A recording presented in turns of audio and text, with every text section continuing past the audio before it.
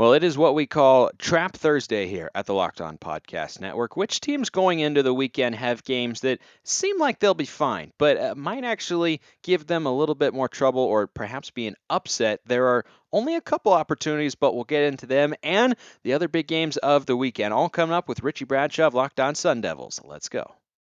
Locked On Pac-12, your daily podcast on the Pac-12 Conference. It's the Locked On Podcast Network, your team every day.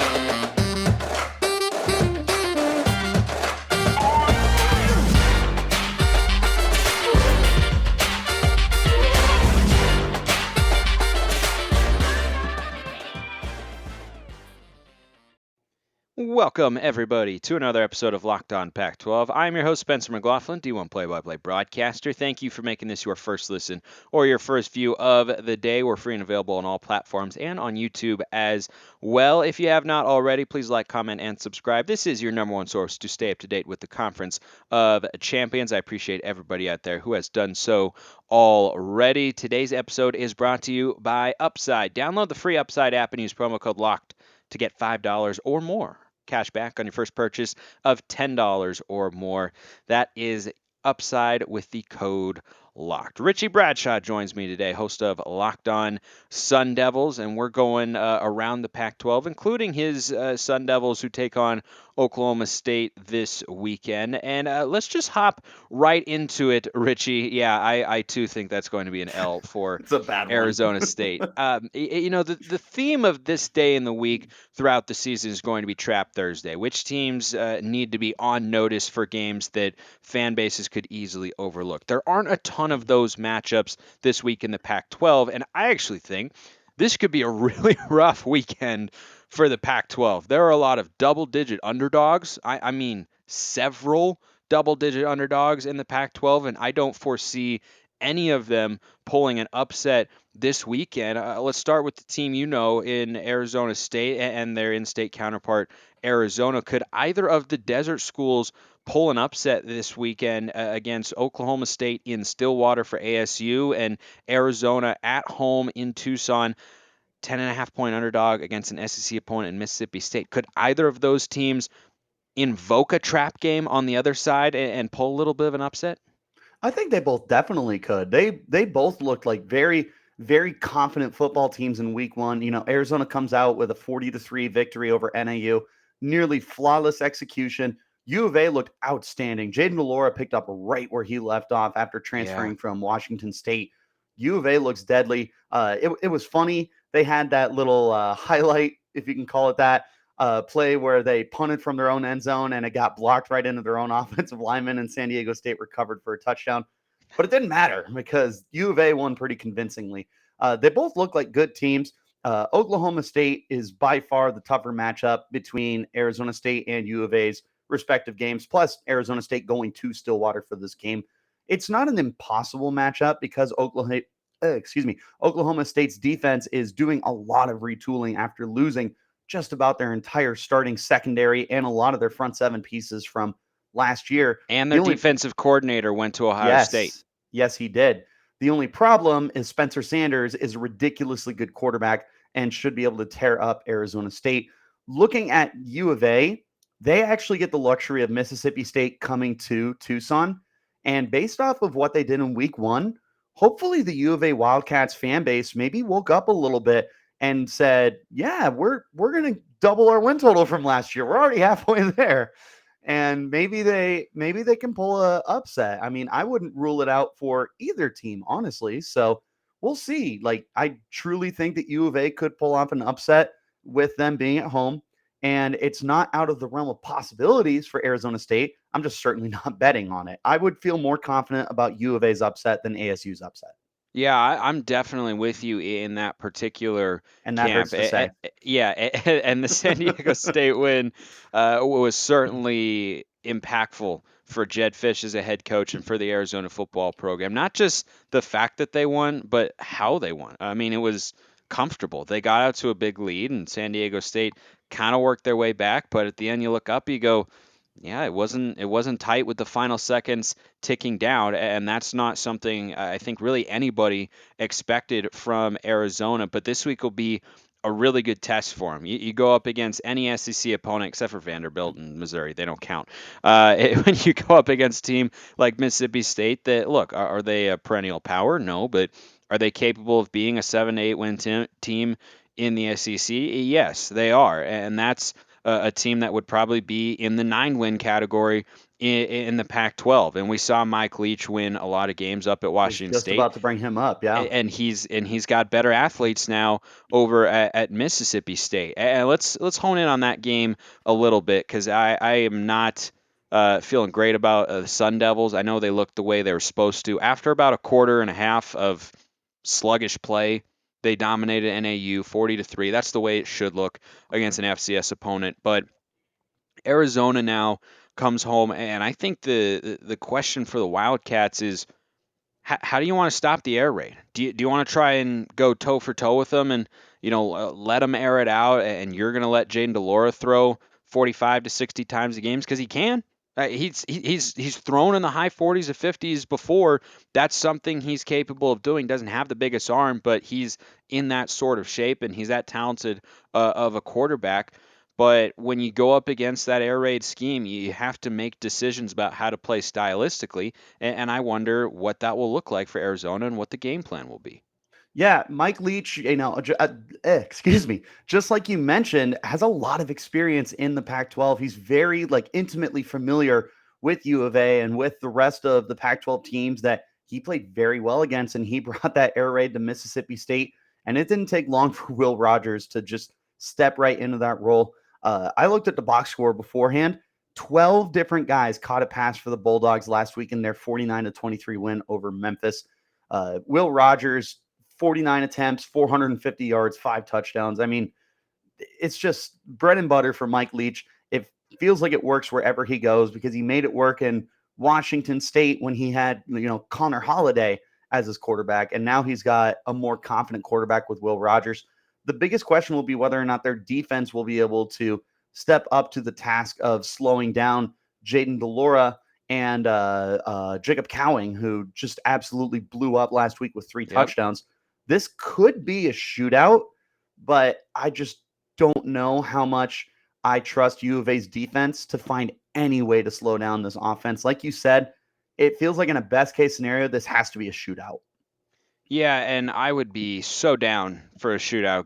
Absolutely. Give me a 55-49 barn burner. And look, does Arizona want to win this game? Yes, because if they do, they'd probably start getting top 25 votes at some point in time. You beat a good Mountain West team and a respectable SEC opponent, that could move you into that particular category, and that would be pretty monumental for a team that entering 2021 had lost 12 consecutive games and a year ago was in the midst of a 20-game losing streak. But I think it's kind of unlikely just because Arizona is, they've clearly taken a step forward, right? I don't think anyone can dispute that with that win against San Diego State that even I didn't see coming. And I thought they'd be better than last year. I liked what they did this offseason, especially with Delora at quarterback.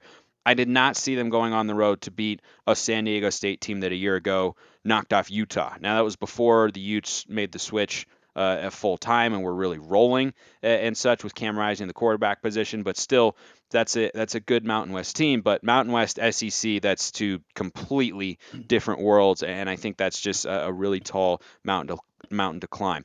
Couple other double-digit underdogs. That is a mouthful, but Yeah. we've got to get to them here on the show. We will, after I remind you this episode brought to you by Upside. From cringing at the pump to getting an eye-popping check at your favorite restaurant, inflation is hitting us all where it hurts, and it really hurts. I notice every time I go to the grocery store or go anywhere, I go, man, they're right. There might really be something to this inflation stuff. There might also be something to the notion that Richie and I have forgotten how to speak English consistently today. With every purchase I make, though, I'm earning cash back thanks to Upside. To get started, download the free Upside app. Use my promo code LOCKED. Again, $5 or more cash back on your first purchase of $10 or more. In comparison to credit card rewards or loyalty programs, you can earn 3 times more cash back with Upside. Download the free Upside app and use promo code LOCKED to get $5 or more cash back on your first purchase of $10 or more. That's $5 or more cash back on your first purchase of $10 or more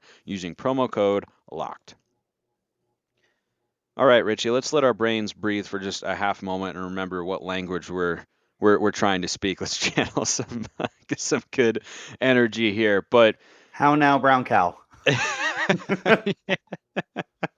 I think of that This Is Sports Center commercial with Jay Harris. The quick brown fox jumped over the lazy dog, and he's typing and then takes the donuts off his fingers. We got to do that mentally. So, couple of 17 to 17 and a half point underdogs here in the Pac-12, and I don't see upsets coming in either scenario here for our beloved Conference of Champions. Colorado at Air Force, 17 and a half. Not a good look for the Buffs. It was not a good look in week one, so I'm not surprised to see that line that good. Air Force, I believe, was a 10-win team in 2021. They were victorious in a crazy bowl game, if I remember, and that's another Mountain West opponent for the Pac-12 to go up against. A lot of Mountain West games this year, which I'm okay with. I like the regionality of college football. But Colorado, big underdog there. Washington State, they underwhelmed wildly in week one against Idaho. They go at Wisconsin in Madison as a 17-point underdog.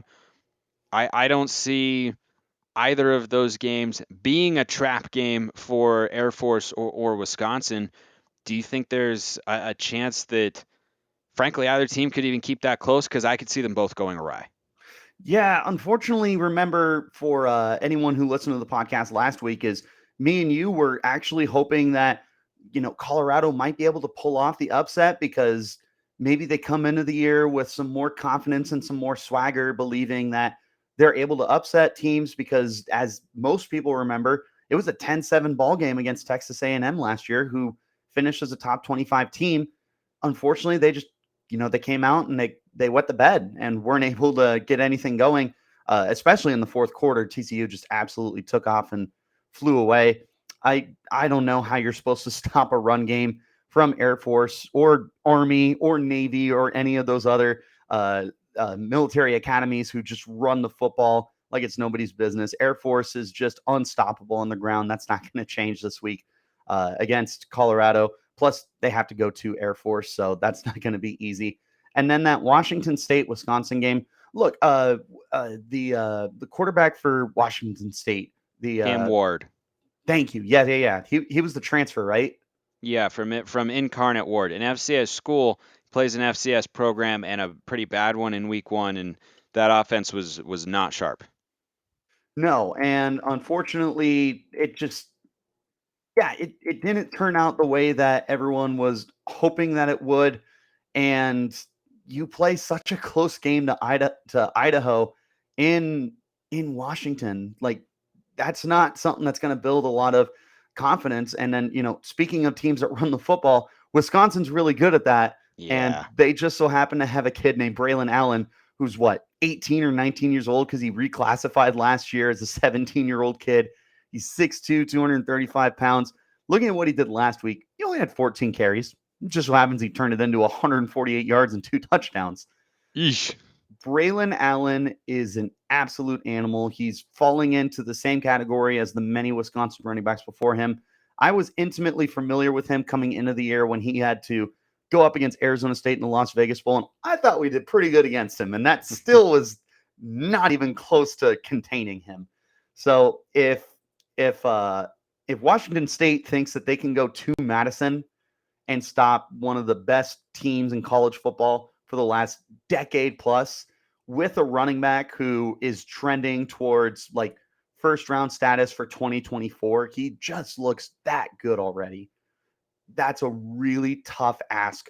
Yeah. Quite frankly, if any of the Pac-12 teams would be Yeah. tough to go to Madison, but Yeah. unfortunately, it's Wazoo, and I don't like their chances in that one. Yeah, I don't feel confident because of how they looked in week one. And you're asking them to make a leap forward, which they can do, right? It's week one. I've been saying all week on the show, I will continue to say these early weeks, but specifically the first week, it's for observations, not conclusions, right? You can't make conclusions until you let things play out a little bit more. And Washington State can get better. And I think they're capable of being much better than what they showed in that first week against Idaho. The problem is doing it against a Wisconsin defense that you know is going to be good and facing a running game against a team that, as you point out, recruits running backs year in and year out with big, physical, Midwestern farm boys on the offensive line. Those are some big, bruising dudes. It's tough to get them off the field. Their question's always been quarterback play, but I just wonder how Washington State can match up in this game physically. I think the line is justifiably around that 17 number, and I don't see either of these Pac-12 games resulting in a trap game on the other side for the home teams. Speaking of the Pac-12, the first interconference game, is it intra or inter conference? I always get that mixed. I think it's intra That's a great conference. question. I'm really glad you asked, Spencer. Unfortunately, I don't have the answer for you. Even as a First Pac journalism major, I'm not sure. well, that wasn't my official major per se, but um, the first Pac-12 game of the year is this weekend because Stanford and USC both play Notre Dame. They play conference games at weird times, and it's strange and odd, but it's how it is. It gives us a first real measure for Lincoln Riley and USC. This is one that would be a candidate in a normal slate of Pac-12 games to be a potential trap game. This is one you would eyeball. A team is a 9 to 10 point favorite, but they're on the road playing a team that could very well be solid. I don't see USC losing this game.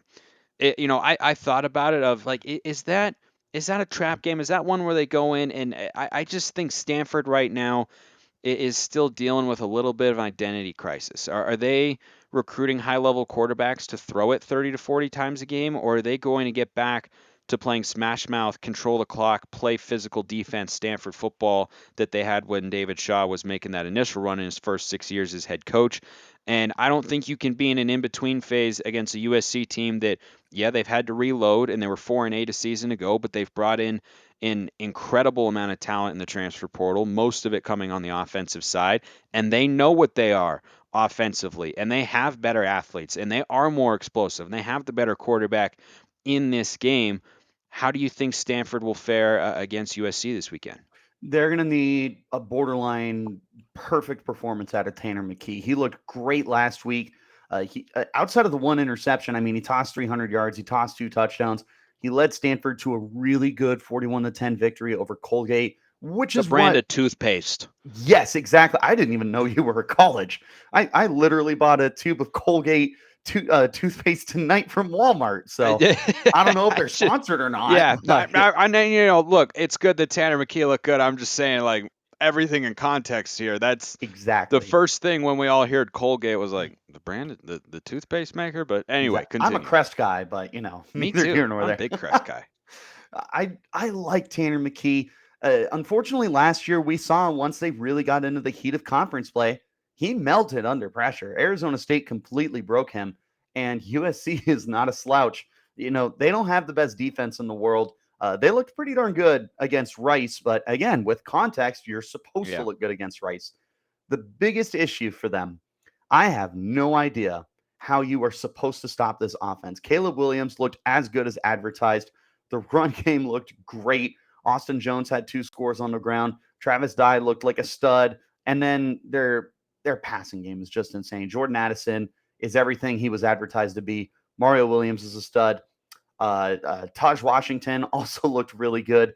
They got so many different guys who can do so many different things for you, and it's going to be just a huge test. The good news for them is Stanford has Q Blue Johnson, or not Johnson. Oh my gosh, Caillou Blue Kelly. Kelly. Thank you, Caillou Blue Kelly, and he's a stud. He's really good, but he's going to have his But hands that's full. one guy. That's one guy who I Exactly. feel confident in Stanford secondary matching up with those elite receivers. And is that enough? To me, the Not answer even is no. no And I think there's two ways Stanford can win this game. And praying. again, because I just am not confident that they know exactly what they are, how they want to win football games now. I don't foresee it happening because USC has this advantage. But the two ways are you either turn back the clock a little, control the clock, keep USC's offense off the field, and play good enough defense, or you try to trust Tanner McKee to throw the ball 30 to 40 times and see if he can, take a leap forward here. But there are a lot of questions that can get answered this weekend in that particular game. Because if USC comes out and wins 38-10, then we know for certain, right? Right now, we think we know. USC will be good, but in the Pac-12, that is. But if they go out and they wallop Stanford on the road, not much of a road environment, but still, it's not at home. If they go out and do that, then you go, okay, yeah, that's going to be a tough team to play, and then some in the Pac-12 conference slate. Whether or not they could, stay in the top 10 all season long is a different conversation, as we've seen, because on the whole, the Pac-12 is behind the rest of the country in a lot of ways, unfortunately. But that's the reality. The trap game that I have highlighted, and I don't think there's going to be an upset. Like all my picks for just a pick 'em this week, very chalk, right? I think Colorado loses, ASU loses, I think Arizona loses, I think USC wins. Like basically chalk across the board. But here's the one that just with the spread, I'm going to take. I don't think it's going to be popular because the team I'm betting on has not been very good, but I'm not that high in the Cal Bears, and they're coming off a good win against UC Davis, and I would love for them to prove me wrong and not play a close game that a year ago against Nevada at home ended up as a loss to an average Mountain West team. But UNLV is getting 13 points on the road against Cal. Not a great home environment, right? A little bit better because it's early in the season.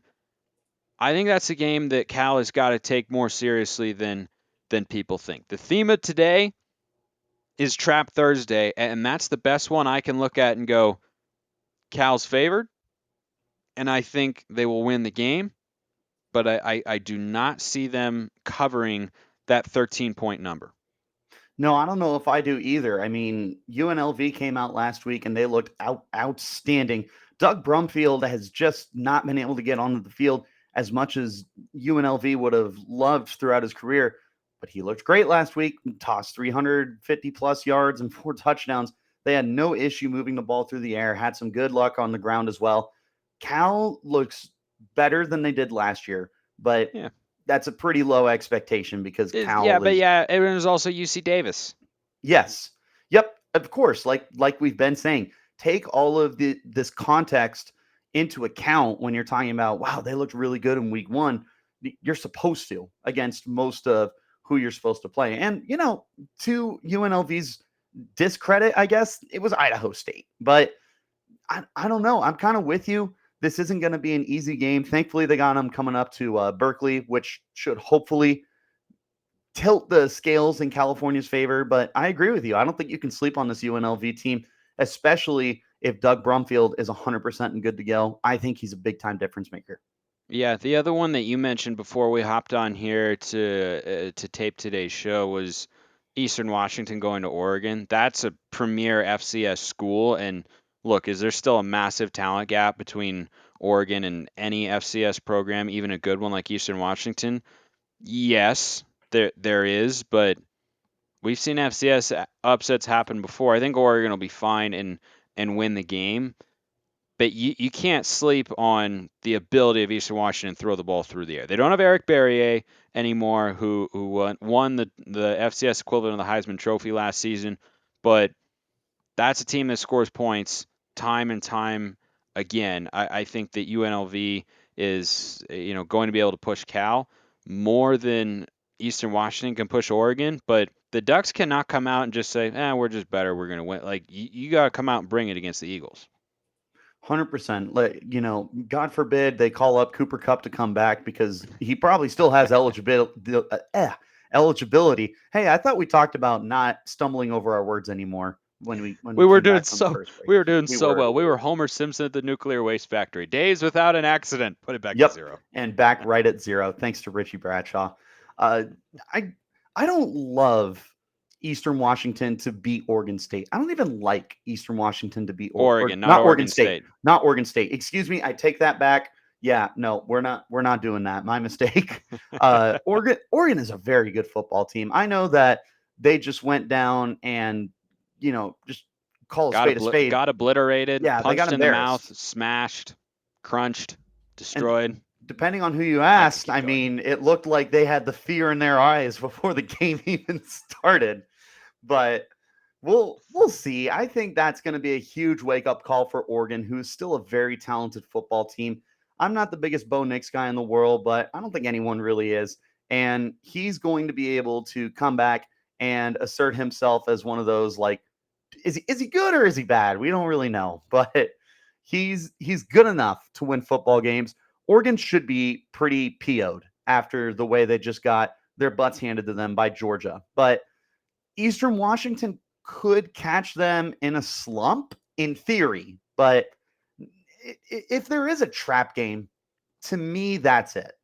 But again, I'm not placing any of my money on Eastern Washington to go to Eugene and pull off an upset there. That doesn't Yeah, seem feasible to me. yeah, that seems a little unrealistic. And Oregon just, in that particular game, the Ducks have got to be looking to do to Eastern Washington what Georgia did to them a week ago. Exactly. Just from a confidence and locker room standpoint, right? You've got to come out and show we're not giving up on the season. There's a long way to go. We can still win a conference championship if we take care of business, but it starts with every opportunity you get to step on the field. You got to bring it on every single play. Last thing I want to ask you today, Richie, is the three games I'm most excited to see: USC at Stanford, Arizona against Mississippi State, and Oregon State at Fresno State. We haven't talked a lot about them today here on the show. We'll get to them a little bit more on tomorrow's episode. But of those three games, each in their own way present an opportunity to the Pac-12 school that is playing. For Stanford, it's can you regain momentum to be on the track back to what you were by upsetting a top 10 team in the country. For USC, same sort of thing. You come in, if you blow out Stanford, that puts the whole league on notice. Arizona, you have already taken a step forward and had a win that they should still be celebrating in Tucson down there after the win against San Diego State. If you beat Mississippi State, that's another level. That's an even bigger step forward. Oregon State, you looked as good as you could defensively, and the offense was sharp as well in week one against Boise State. You go do it against Fresno State on the road this week. That puts the league on notice even more than they already are with the Beavs right now. Which of those three games, and which team specifically, do you think has the biggest opportunity in front of them with a win? I'm actually going to go Oregon State here because Fresno State is still a very good football team. The quarterback for Fresno, I think Hayner or something Jake like that. Hayner, yep, he's Yeah, still there. That guy's a gamer. yes, he is. He's a very, very good football player, and he looks like he's going to go ahead and continue the dominance that he has, regardless of the fact that his head coach has gone now to Washington. But I don't, and what's really going to go up against Oregon State here is they have to go to Fresno, and that's not going to be an easy game for them. But Oregon State has been a much better program over the last few years than they have been over the last 40 years. And they've just got a lot of confidence in their guys there with Chance Nolan at quarterback. We all know that Jack Coletto is like one of the funnest college Football football player. If players. you don't like Exactly. Jack Coletto, I You don't don't like like football. you. Yeah. That You, guy embodies everything that's great about college football. exactly. Yeah, 100%. Like if you don't like Jack Coletto, I don't know if I trust you. I feel like you're just a hater of fun at that point. That's exactly right. I like the Oregon State pick there. I think the biggest opportunity is in front of Arizona, but I think Mhm. Oregon State is the most likely to see the positive result that we're talking about here, right? I mean, Oregon State is a 1 point favorite. They opened as a 1.5 point underdog, but it's flipped to the other side now.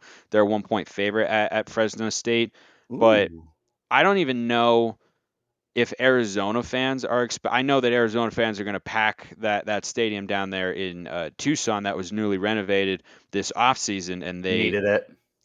they definitely did, Needed and it. this is a heck of a home opener and a first game in that particular stadium.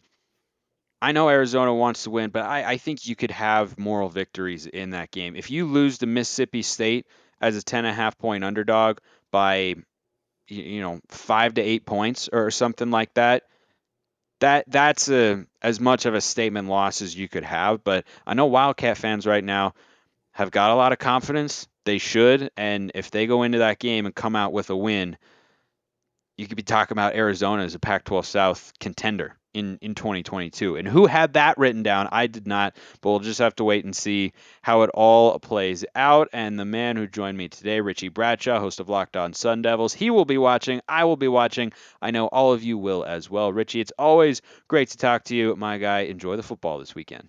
Absolutely, my friend. Can't wait to see my Arizona State Sun Devils lose by 30. Whatever the spread is, take it, guys. Oklahoma State's going to cover. It's -11 right now. I tend to agree with him. More on that tomorrow. I'll tell you guys everyone though. Yeah, I'll You're tell good. you guys that if we pull it off, I'm gonna like eat a hat or something. We'll see. All right, I'll send you an edible arrangement in the shape of a hat, and Love it. you could consume it that way. See you next time. Appreciate everyone listening, and have a wonderful rest of your day.